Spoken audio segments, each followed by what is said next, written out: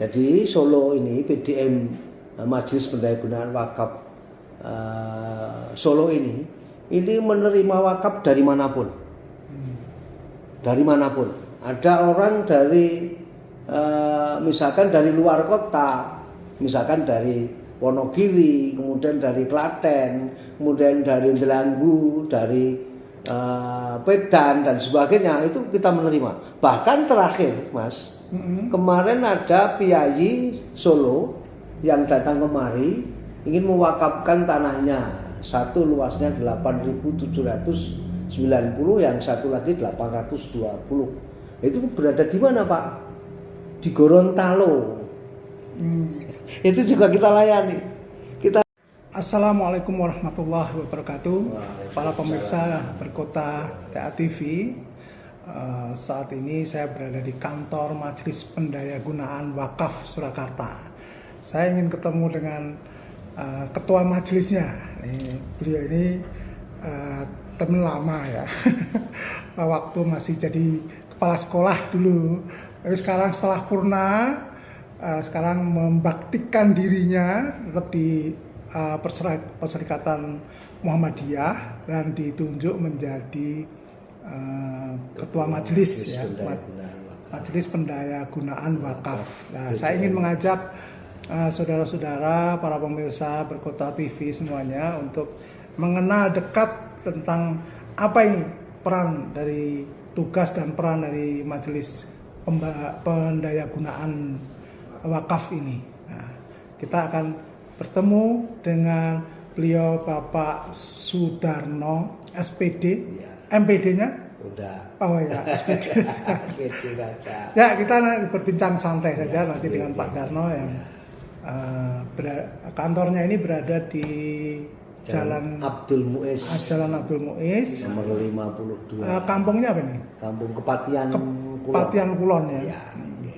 Jadi kalau warga Muhammadiyah perlu juga tahu bahwa sekarang sudah punya kantor baru namanya Kantor Majelis Pendayagunaan Wakaf ya. Bisa mampir ke sini ya Pak ya. Ya, silakan. Oke. Gedung-gedung atau aset-aset Muhammadiyah yang tercatat dalam Majelis Pendayagunaan itu yang kira-kira menonjol di Solo ini apa ya Pak? Yang pertama misalkan seperti untuk sekolah. Sekolah itu terdiri dari TK. TK itu cukup banyak. Ya, TK itu sendiri ada sampai 76 kalau tadi TK Asia. Kemudian SD, kemudian SMP, SMA, MTS, kemudian untuk Pakim, kemudian untuk rumah sakit, baik itu rumah sakit yang berada di Ronggowarsito maupun yang ada di Sampangan. Ini kita mencatat semua. Ya, tercatat semua. Tambahan yang kemarin baru saja beli di sebelah timurnya di yang Ronggowarsito itu kan ada tanah Mangkunegaran dulu itu kita sudah dibeli oleh Muhammadiyah. Dicatat oleh Majelis Pendayagunaan. Sertifikatnya disimpan di sini. Masya Allah, luar biasa. Banyak orang nggak tahu tentang hal itu ya, tapi dengan penjelasan Pak Darno ini masyarakat menjadi tahu bahwa aset Muhammadiyah memang ditata dengan rapi ya. Alhamdulillah sudah tertata dan tidak ada nama perorangan, sudah tidak ada.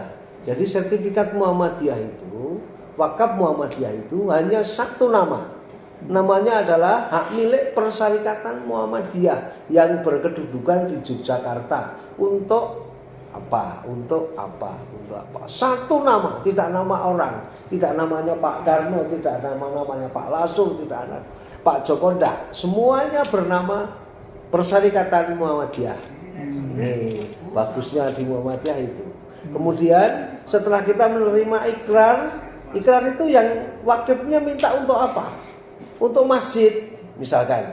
Masjid itu nanti yang bertanggung jawab selain saya yang menerima selaku nadir dari Perserikatan Muhammadiyah, itu nanti akan didukung oleh rantingnya, oleh cabangnya yang memakmurkan itu, termasuk juga dari LPCR, lembaga pengembangan cabang dan ranting itu ikut juga terlibat, termasuk juga majelis tabligh, sehingga jangan khawatir kalau tidak kopan di Perserikatan Muhammadiyah.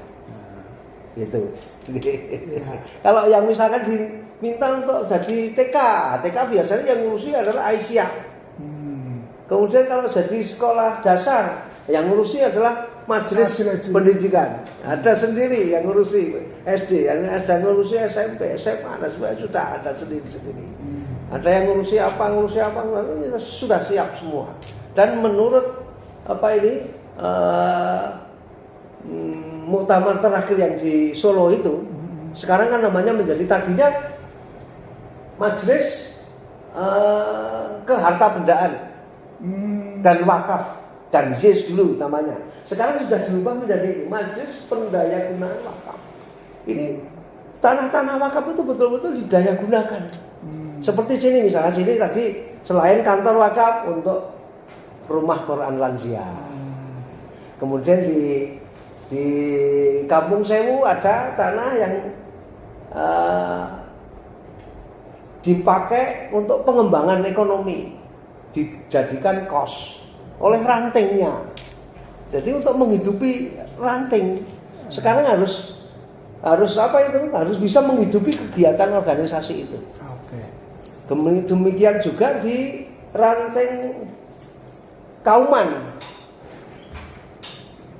Ranting Kauman itu juga ada yang kios, kemudian dikelola oleh ranting, hasilnya untuk ranting, untuk Aisyah, untuk cabang dan sebagainya. Itu. Jadi seperti lagi ada di Masjid Mustaqim yang berada di Sambeng, di Mangkubumen. Ya.